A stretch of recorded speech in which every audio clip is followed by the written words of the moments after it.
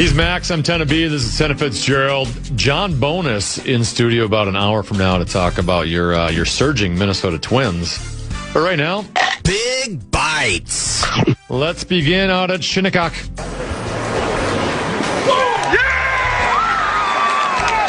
it's wire to wire for Wyndham. Let's go!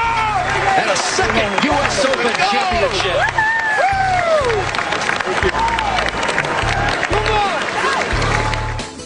I think that soundbite is very fitting because, you basically only hear three people yelling and screaming into the microphone. Woo!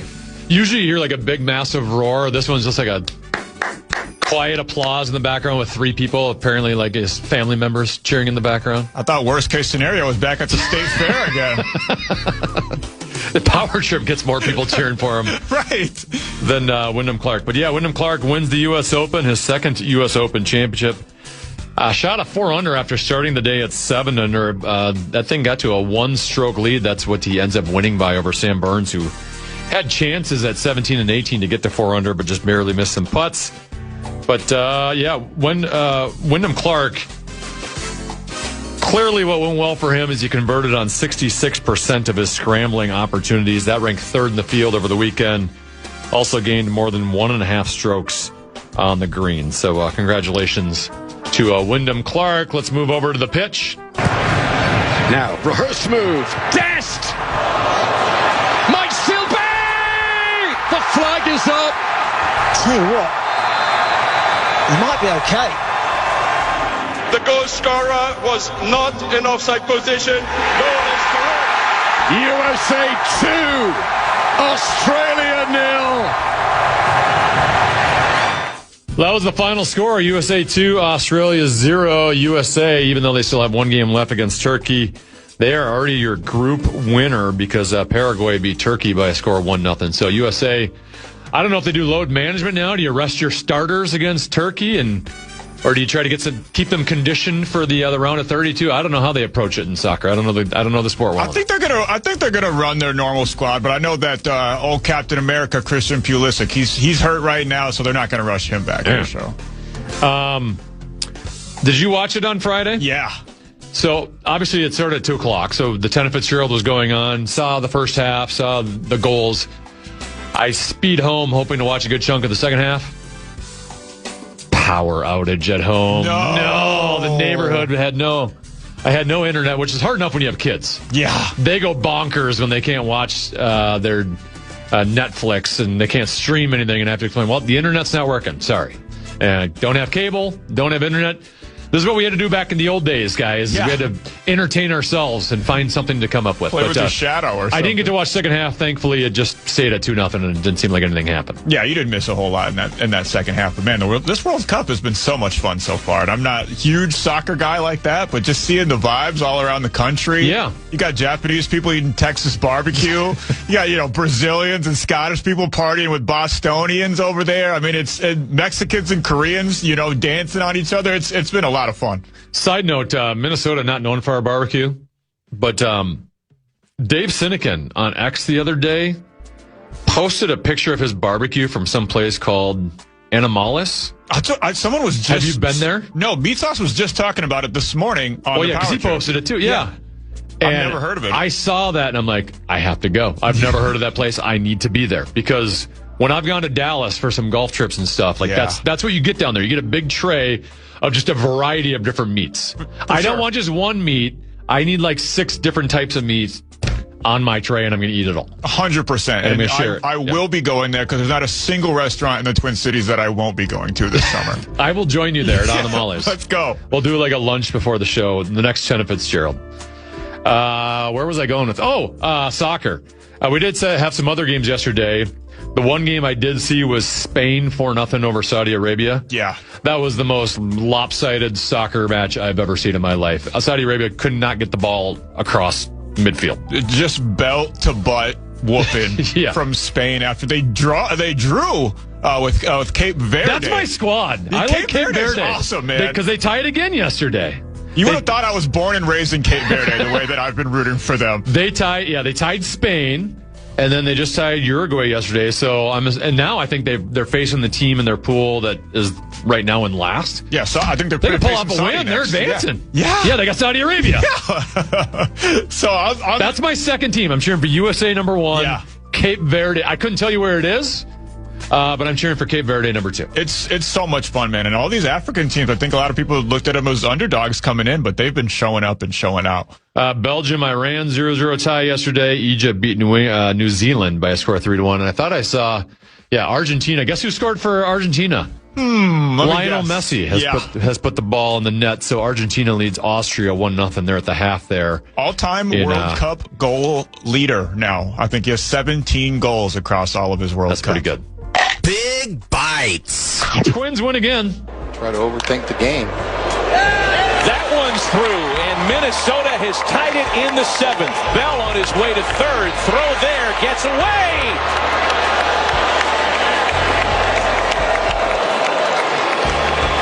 Minnesota has taken a 3-2 lead. And shoots it the other way. The Twins hitter's doing a good job of using the whole field. Josh Bell takes off for third, and I thought he was going to be gunned out by a mile. Gets on his horse there. Let's see. Oh, the ball does hit him. That's what I thought happened. Ends up hitting him in the wrist. And all of a sudden, he was going to go home. The ball goes into the dugout. Marte frustrated.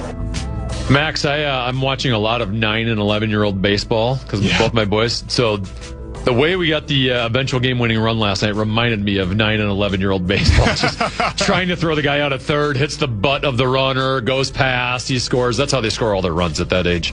But Twins win 4-2 over Zona last night. They finished that road trip 5-1. And they were down 2 runs. They had a 2-out rally in the 7th inning, including that one. It was a hit from Jackson. Bell tries to get to third. He ends up scoring.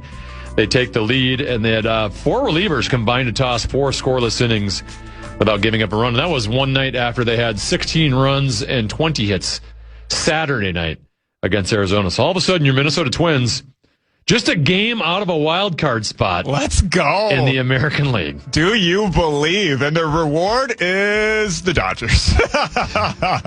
Well, before we get to the Dodgers, let's talk with Derek Shelton. Really good road trip. I mean, proud of our entire group.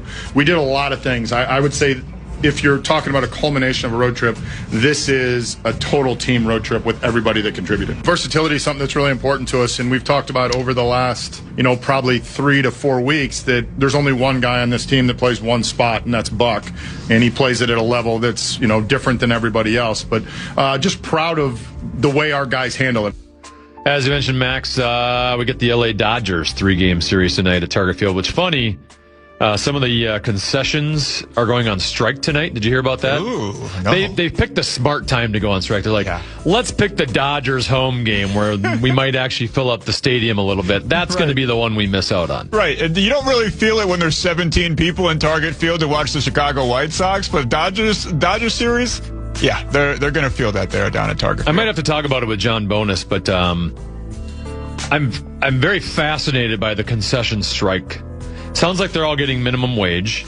Maxwell? Which, with what they're charging, how can they not afford to pay these people more? It's ridiculous, right? I mean, if I bring my family there, it costs $125 to have dinner there. Yeah, might as well go to Disney World. Like, how are you not just raking in the cash in the concessions, and why we can't pay them a little bit more? I do not. Now, that being said, they also get like tips. Right, you always have, whenever you put your card in, right. They, your options are like 15, 20, 25%. But because the prices are so high, those tip prices are extremely high too. Are the tips not going to the workers there? Is that also going to the company? Where is that tip money going is what I want to know. I wonder. I mean, it ain't going towards the roster. Because they ain't making a minimum wage if they're getting that tip money. That's what okay, so where is the money going? Because it's not going towards the players or the concession workers. Yes. So where's all the money at Target Field? What are we doing here? What's going on? What's the goal here? That's Big Bytes.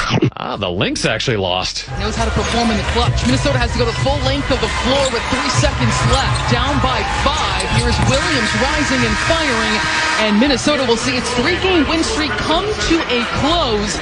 The Washington Mystics with the victory here at Target Center, 84-79. Yeah, rare loss for your Minnesota Lynx. They lose 84-79 to the Washington Mystics. Here's your head coach and GM, Cheryl Reeve. I would say we kind of got back to doing what wasn't working. Easy baskets in the paint, and then our offense, having people wide open and not passing. You know, I'm concerned about that, as I just shared with them. We're not going to be a team that passes the least in the league, and that's where we're at right now. Maybe it takes a game like this to address it and kind of get their attention. Olivia Miles, the stud rookie, had 22 points. She had 6 assists, 5 rebounds, but she's regretting a late game mistake. The play was for Nia, and if Nia wasn't there, I was supposed to get it to Mac. But miscommunication there, that's on me. I'll be better. Obviously not blaming anyone but myself. That's why I'm a bit frustrated. Yeah, I don't know. Just miscommunication, and I'll learn from it. Yeah, Lynx turned the ball over 6 times in the fourth quarter. They were 1 for 8 from 3 in the fourth. They were 4 for 21 from 3 on the night. So still just only lose by 5 despite those numbers. Shows you they're a good team. They get a rematch with the Mystics Wednesday night, but this time in D.C. Okay, all right, yeah. They should. I mean, they still barely lost, and had a terrible night. And they don't have MVP. No fee. Who we got? I mean, I think we got bad news about that. They said she's still weeks. I think Cheryl said she's still weeks away from practicing. Oh, we don't need her. We don't need her. They're still the best team in the WNBA. We got Olivia Miles. And we got an all-time quote from Cheryl last night. My dog, Andrew Dukowitz, asked her about, losing. It was Pride Night last night at the Target Center, and Cheryl Reeve said, "We should have done it for the gays." They disappointed the gays yesterday, yes. It's an all-time quote. That's it for Big Bytes. Max, I want to talk lots of Timberwolves with you about 15 minutes from now, but next segment, we kind of have an athlete epidemic going on. I will talk about that next. It's Brandon Molesky. A Brandon ship, Aruga.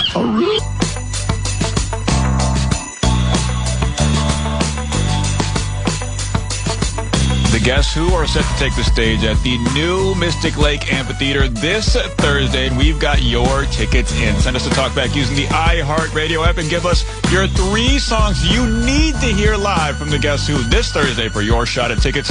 Full rules available at KFAN.com. Keyword contest. He's Max from 10 and B. This is the 10 of Fitzgerald.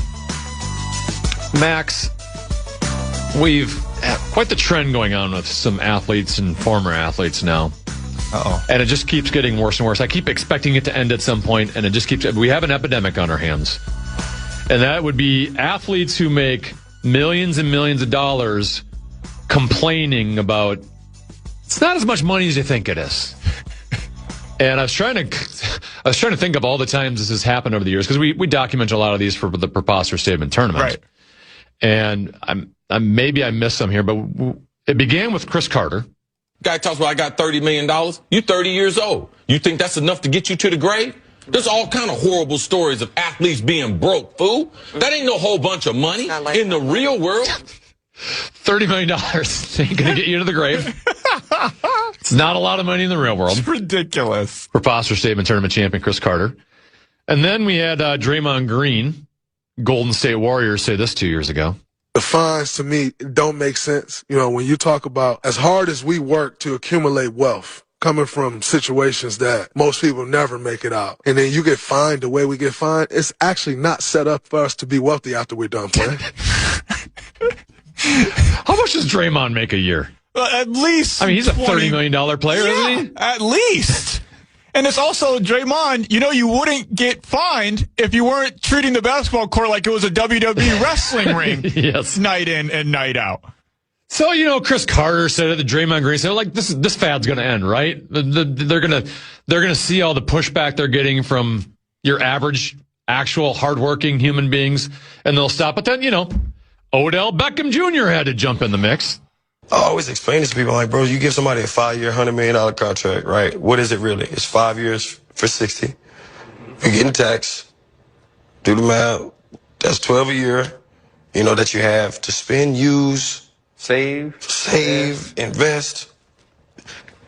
flaunt, like whatever, however, just being real. I'm gonna buy a car, I'm gonna give my mama a house, I'm gonna do, everything costs money. So if you spending $4 million a year, that's really $40 million over 5 years, 8 a year, you know? And now you start breaking down the numbers, it's like, that's a 5-year span of where you're getting $8 million. Can you make that last forever? I love how we included flaunt as if it was a requirement as well. Well, the best is the other guy was the one who said save. Yeah, he wasn't going to say save. It wasn't him. The other guy's like, save? He's like, yeah, sure, but I got to flaunt. Invest. Well, we have another one added to the list. This would be NBA player. It said Lou Will. Is it actually like Lou Williams? Yeah, Lou Williams. Okay, because when I went to Google search Lou Will, and it said Lou Williams. Former Sixth Man of the Year. You might remember him for being the guy in the bubble that went to Magic City just for the Winks. Just specifically for the Winks. Is he in the league still, or is he out of the league? He's out of the league now. How much money do you have roughly, like, he made what type of player was he? He was a consummate Sixth Man of the Year. So he was making some cash. Yeah, absolutely. Yeah. Even the worst guy in the NBA is making some cash. Well, the beauty with all, everyone has a podcast these days is then you get all these preposterous statements out. Now Lou Will has decided to join the fray. So the average NBA player plays for 4 years, and then the following 5 years, they go broke. Easy numbers game, bro. Yeah. Easy numbers game. I do it like this. You make $5 million, 2.5 of that gone. You got agent fees, probably another 50 of that gone. You got your dues. A lot of people don't know we got dues for the NBPA. So yeah, you got dues. So everybody put their money in the pot. So you figure you got 450 NBA players. I think the dues is 15 to 20 grand a year.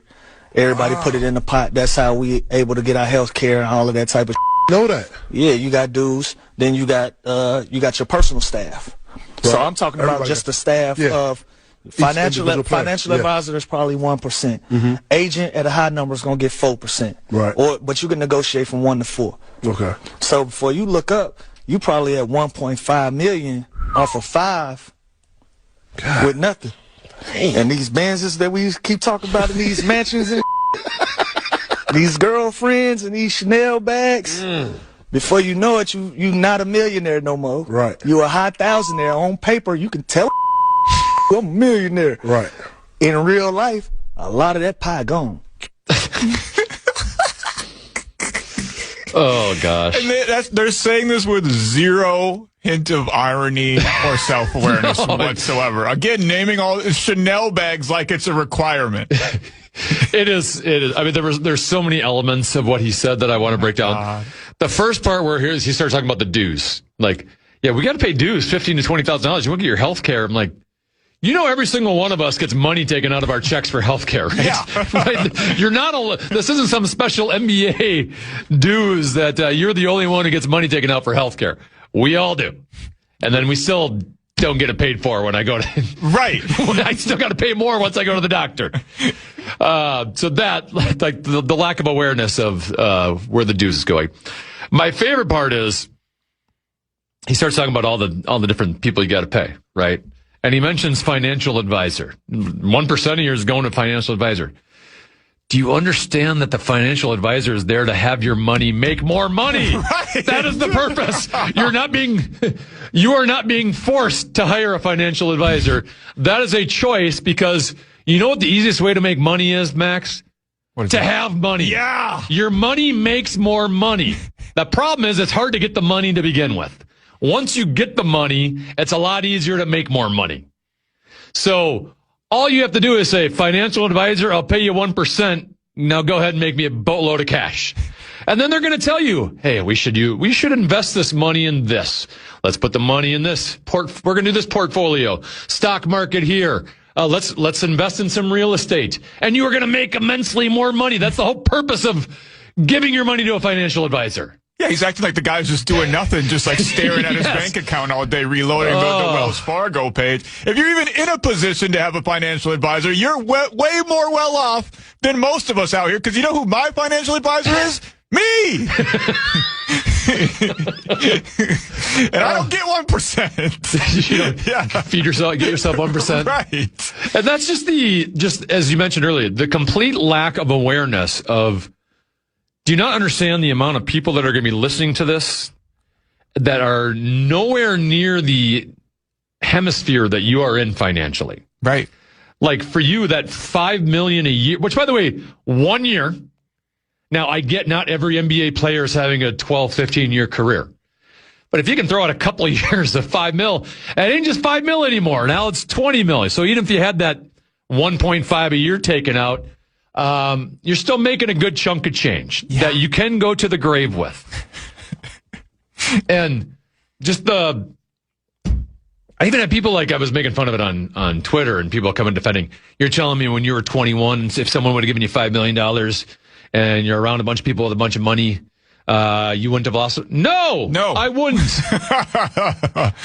The excuse for a lot of these guys is they didn't come from money, and they don't. And I get not understanding how to manage money if you haven't done it. But I would also say I didn't come from money, and so then you learn how to live without. Right? If you don't come from money, you learn how to live that way, and you learn how to handle. Hey, I check the check. I don't need to spend money on every single thing that's out there. Right, Mac? Yeah, 100%. You learn how to manage it. I would love to have $10 million. Yeah, and guess what? I'm going to get to the grave with it, fool. If I won the lottery today, I wouldn't just start spending on everything and flaunting and spending it on purses, apparently, for all the ladies out there. Benzes. Yeah. I'd go, you know what? I don't want to lose this. And as an NBA basketball player, once basketball's over, you don't have to work again. Ever. You never have to have a job.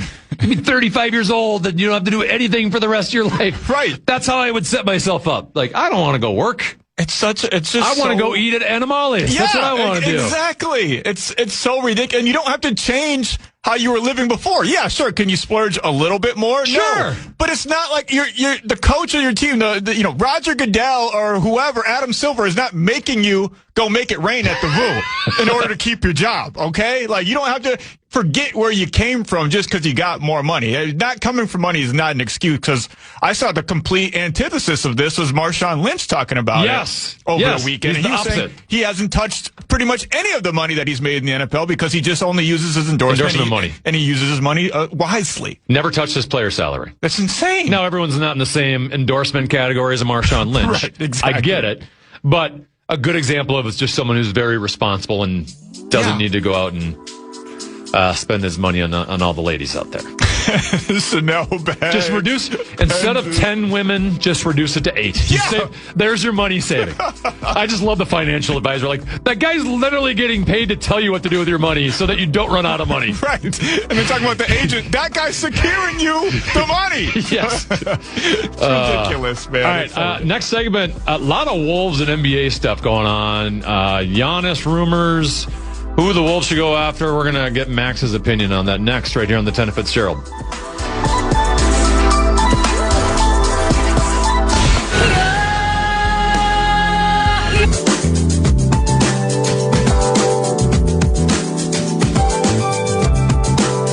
your chance at top-tier tickets from John Mulaney to the Smashing Pumpkins, My Chemical Romance, and more. Don't wait. Enter it now at KFAN.com. Keyword contest. 10 of Fitzgerald sails on. NBA offseason sailing on as well. NBA draft tomorrow. Usually that's a time when a lot of the summer speculation, steam picks up. And it's already happened over the last couple days. Max, I knew you were going to be with me today. So whenever I see, Minnesota Timberwolves Nuggets throughout the weekend, I save it. I'm going to talk about this with Max. And to see how much this has changed in just a 48-hour stretch. The first tweet I had saved that I was going to talk to you about was from Mike Scotto, who said the Timberwolves would only trade Jaden McDaniels for Nikola Jokic or Giannis Antetokounmpo.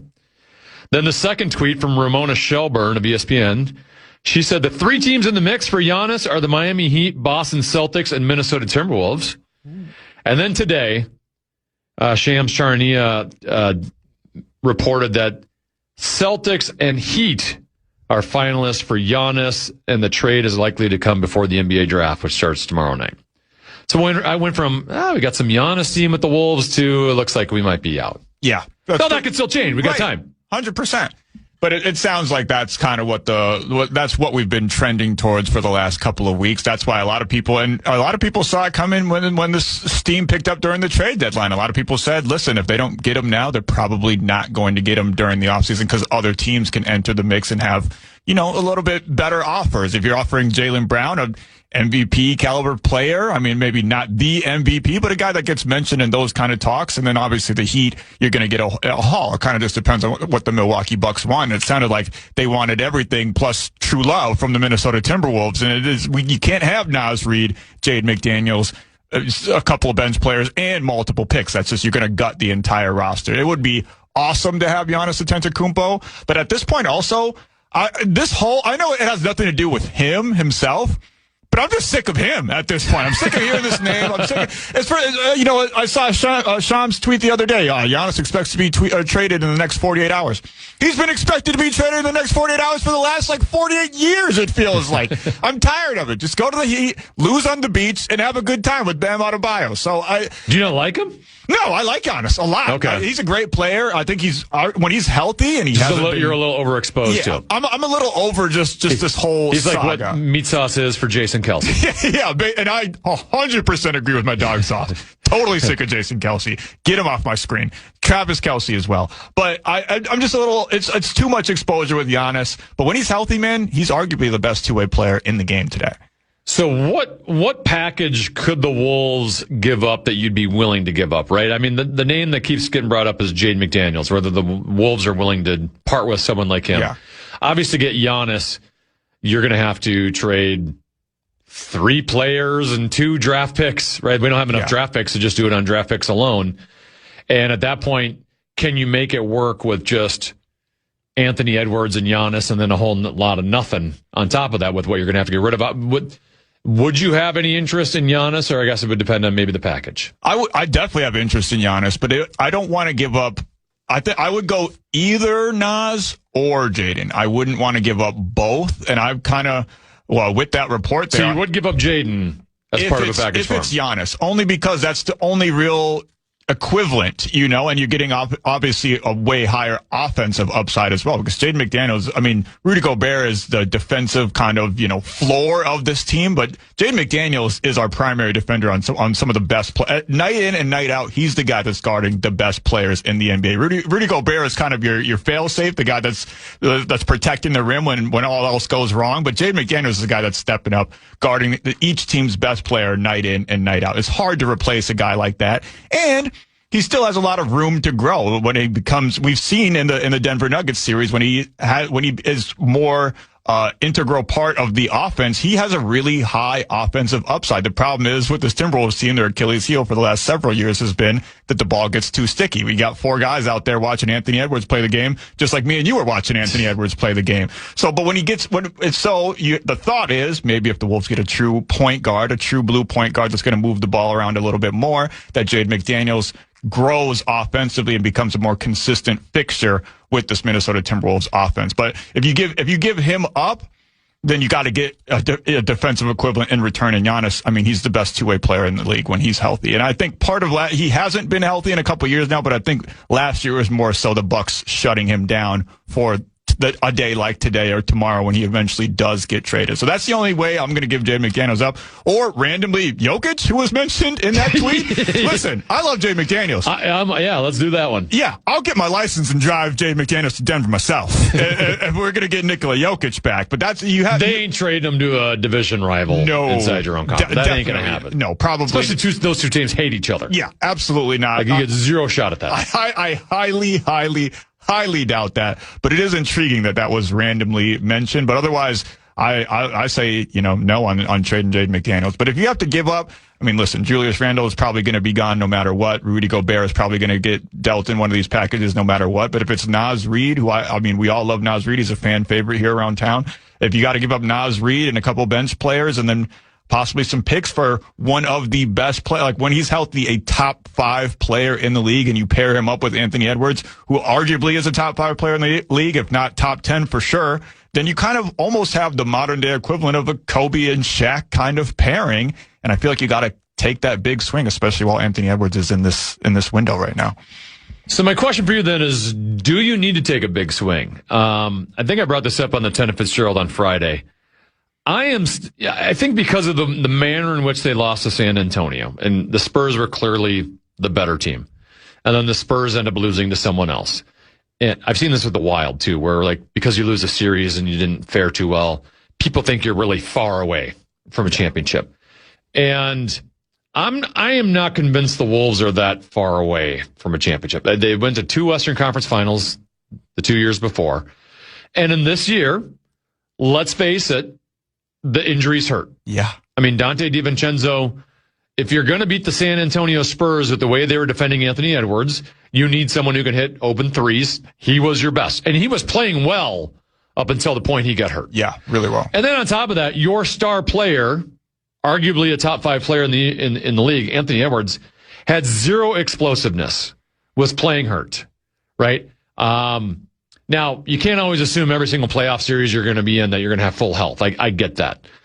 But I do wonder if Anthony Edwards is healthy, if Dante DiVincenzo is healthy, if we're still having the same conversation of, man, we're really far away, right? I think they could have given the Spurs. Now, we still weren't ever going to have an answer for Wemby. I get that. Right. Nobody does. Well, the Knicks did a little bit. Yeah, a little bit. Yeah.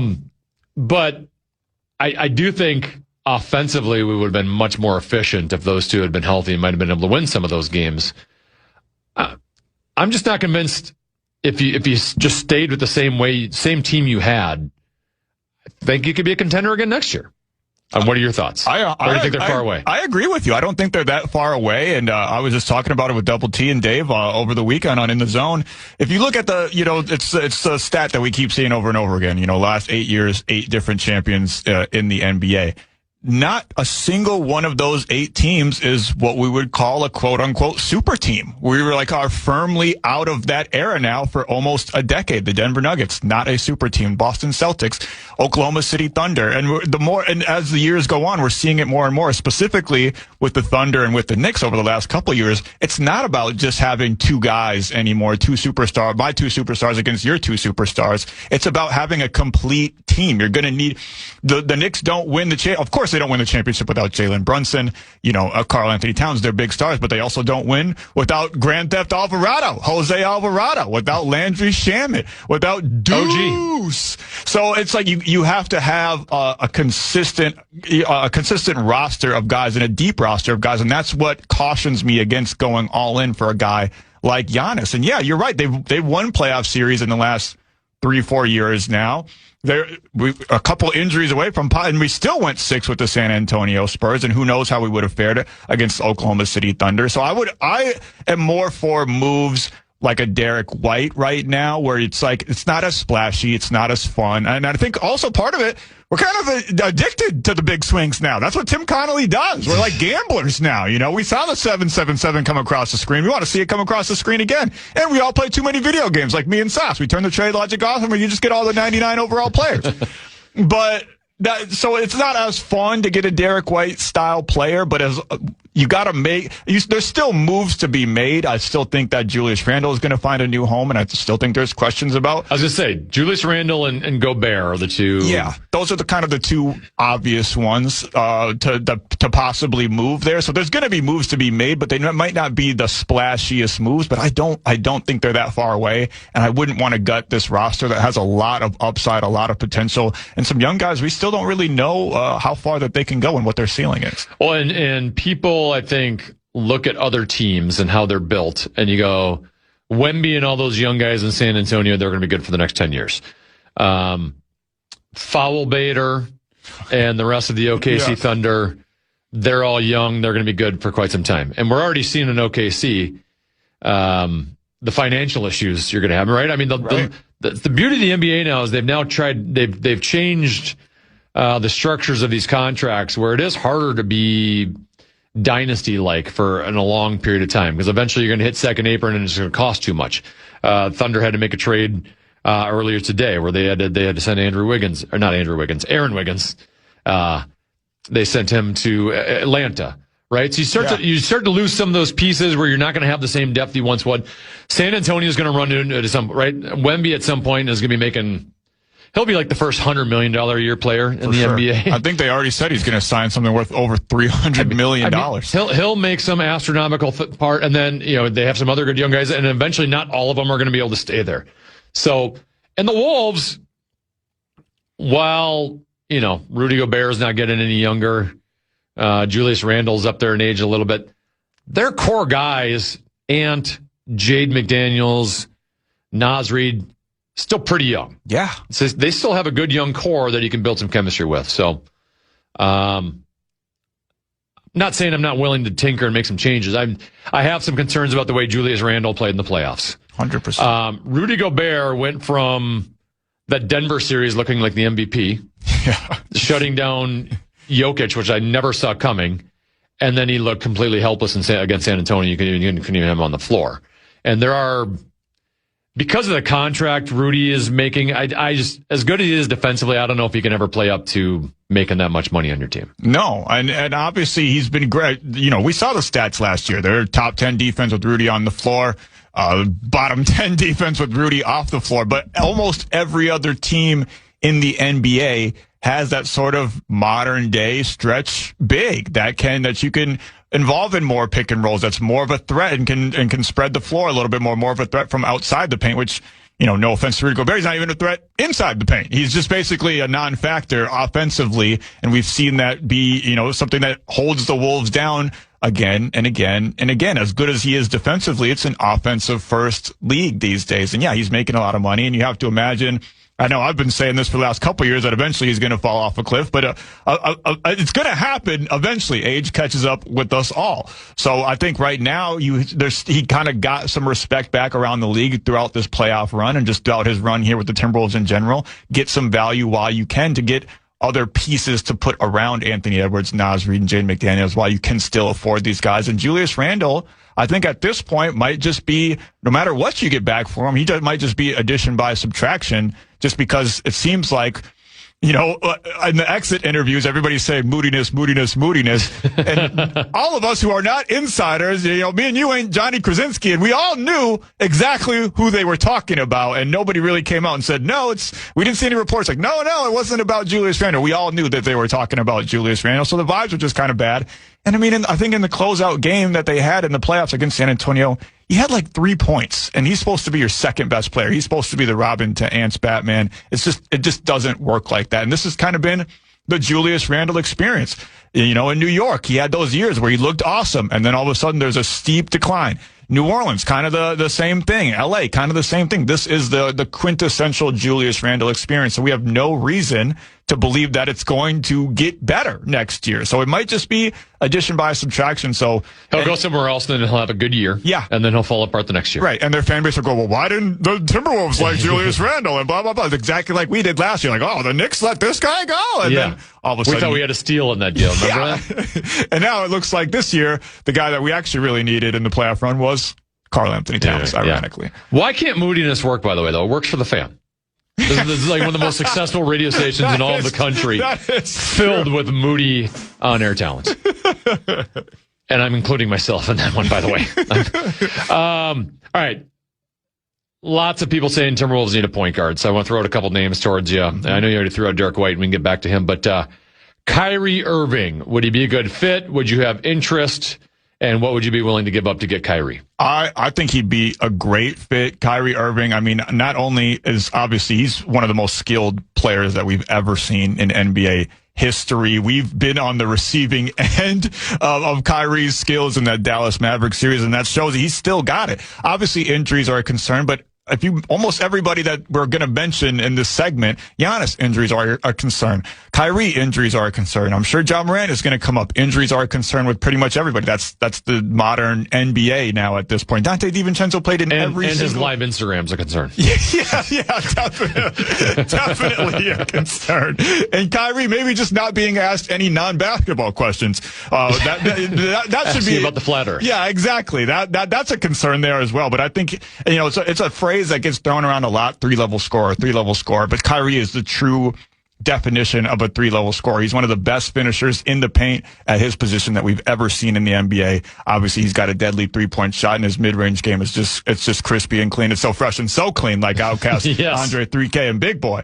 I mean, obviously he's getting up there in age, but I think that we kind of need that veteran presence. And I'll say the same thing when it comes down to Derek White, is sometimes the Timberwolves over the last couple of years, and last year specifically, they got in almost these, like, the kids like to say flow state a lot these days. The Timberwolves kind of gotten like reverse flow states where it's not just one mistake. It's like 3 or 4, 5, 6, 7, as Common would say, piling up in a row. And then sometimes it takes you out of the game, or you give up a lead or whatever. So they get in these reverse flow states, and that's where you have a veteran guy like a Kyrie Irving, like a Derek White come in and kind of just calm things down, maybe hit a clutch shot and just say, hey guys, listen, we got this. Calm things down. They've been through every possible situation that you can be through. Plus, Anthony Edwards and Kyrie Irving apparently seem to have a great vibe, and they're cool with each other. So, and that's obviously key for this team. So, I would love Kyrie Irving. The thing is that Dallas seems pretty unwilling to part with them. So, I'd imagine you'd have to give up something good. Plus, I think he's got a pretty big contract there. But if you could make it work somehow, Again, I think Jaden McDaniels has to be off the board there. Naz Reid, it would be tough just because of Kyrie's age. I'm not sure I'd be willing to part with Naz Reid, but if you could find a way to do it without giving up one of those two, which you probably can't, but if you could, that's an easy. I mean, he might be number 1 on the wish list. Quick sidetrack before we get on to the next point guard. Favorite Outkast song? Ooh, man. I might go off the top of my head. They got like 5 that's hard to choose from. I know. There's so many good ones. I love Rosa Parks. Oh, that's a great song. That's one of my all-time favorites. Elevators is one of my all-time favorites. And, The Way You Move. I know that's not true because I think that's just Big Boy, right? Well, they kind of had that split album thing where they were split, but they were also, hey, let's keep making some money. Still Outkast. Yeah, because Andre obviously had Hey Ya, which was on the other. Yeah, which both sounds nothing like anything they've ever done, but Hey Ya is terrific. Yeah. What about you? ATLians has got to be up there. Yeah, classic. Sorry, Miss Jackson. Yeah, Sorry, Miss Jackson. What about Spotty Oddie Dopalicious? That's a great song. That's a great beat. I just like saying the name. Yeah, exactly. I like saying it more than playing it to steal a bit from PA. The other one is it with Big Mike, The Whole World? Oh yeah, Killer Mike. Yeah, Killer Mike. Yeah. His verse. Catch the beat running like Randy Moss. Yeah. Yeah. It's so good. It's all done. All right. Back to point guards. You mentioned John Morant. I think he's an interesting name. He's been a little bit out of sight, out of mind for a couple of years now. He's had some injury stuff. He's barely played the last 2 years. And then back when he was playing, you didn't know if he was going to get suspended at any point. Right? So part of me is like, does this guy is he engaged? Does he have anything left? But I also look at him and go, he's still pretty young. And if you can find a way to get John Morant from 4 or 5 years ago and buy him low, right? Like we thought at that time he could be like top 5 player in the league, like best point guard in the league type of ceiling. He was dominant against the Wolves in that playoff series. And I don't know if you're ever going to get a lower price on him than now. I know it's not like cool to say you're interested in a guy who just wants to brandish guns on social media. Right. But just from a pure basketball standpoint, I am interested in a buy low here on a guy 100%. Who could be one of the best in the league. Yeah. Well, I mean, like you said, his ceiling, John Morant at his best was a guy that was getting mentioned in MVP talks. Those Memphis teams had no business being as good as they were with the roster construction that they had. The driving force was John Morant, and he's the perfect kind of antidote basketball-wise to what is the Timberwolves' Achilles heel, ball stickiness. That John Morant is a guy that's used to having, yes, he has high usage rates in his time with Memphis, but it was kind of more of a necessity thing rather than that's how his style of game is. That's a guy that's used to sharing the ball, spreading the wealth, and he could probably unlock a lot of different players' potentials here with the Timberwolves. Now, obviously, there's an argument to be made. Anthony Edwards and John Morant are maybe the last 2 people in the world that should be hanging out together. Sure, I'm willing to hear that. But listen, Minnesota ain't Memphis. My family's from Memphis. I've been down there plenty of times. I've been exposed to that environment a lot. I might bring a gun to work too. Memphis is a dangerous place, dog. I'm not gonna blame him for that one. It might have been a little too much, obviously. And we were joking about it yesterday on the radio.